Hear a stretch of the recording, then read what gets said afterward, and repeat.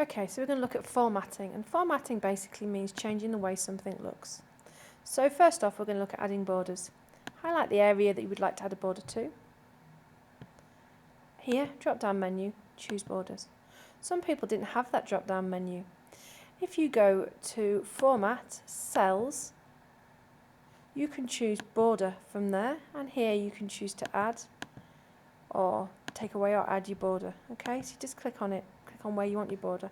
Obviously you've got your size as well there. If you didn't have that toolbar, you can also do a right click and again go to Format, Cells, and you still can pick up your border then.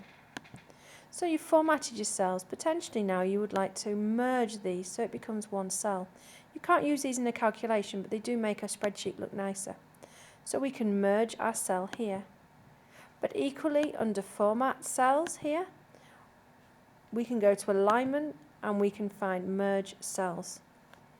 Again, if we didn't have that, we could right click on there. We could go to Format Cells again. We could go to Alignment and then we would merge our cells. Another thing that you might want to do is check your decimal places. At the moment, these are all to one decimal place.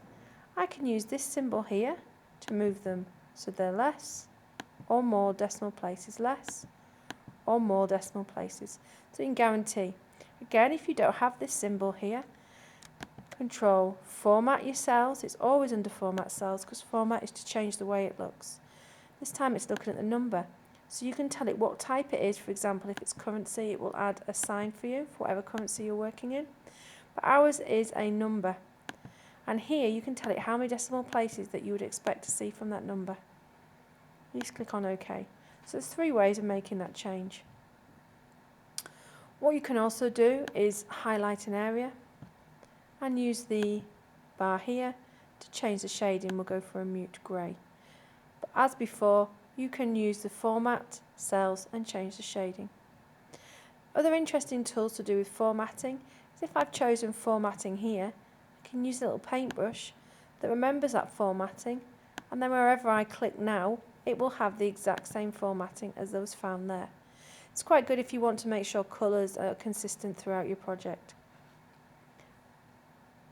Wrapping text possibly won't be relevant. What it does is it puts text on another line for you, so it allows it to be inside one cell.